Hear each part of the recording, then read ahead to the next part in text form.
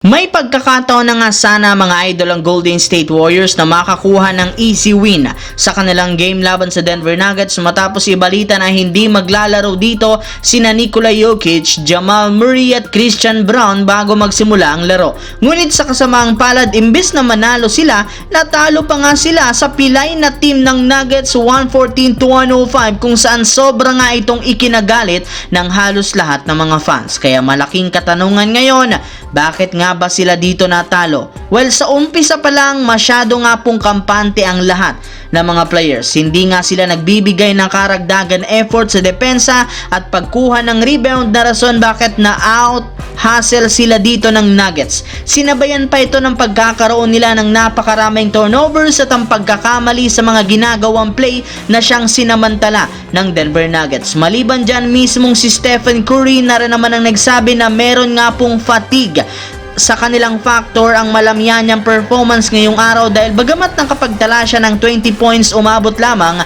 sa 6 out of 21 ang kanyang shooting. Ito na nga mismo ang dahilan bakit bigo siyang matulungan si Jimmy Butler na mabuhat ang team sa kanilang game laban sa Denver Nuggets. Samantala, nagawa muli ng Los Angeles Lakers na magkaroon ng easy win laban sa San Antonio Spurs 125-109 na pinangunahan ni na Austin Reeves na merong 30 points, Luka Doncic 21 points, 9 rebounds, 14 assists.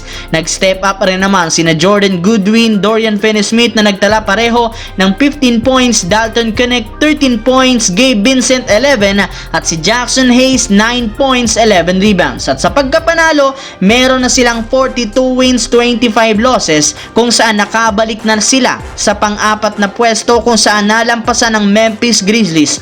Nasa ika-4th seed na nga sila at kapag nanatili sila dito, magkakaroon ng team ng home court advantage sa first round. Mismong si LeBron James nang nagsabi na sobra siyang natutuwa sa pinapakita ng team dahil lahat nag-i-step up simula nang mawala silang dalawa ni Hachimura. Kaya napatunayan nga ngayon na team na isa silang contender sa pagkakaroon ng legit na mga magagaling na role player. Naalala rin naman nga niya ang lineup ngayon dati nilang team noong nagkampiyon sila ng 2020 dahil sa dami ng mga maaasahang players sa opensa.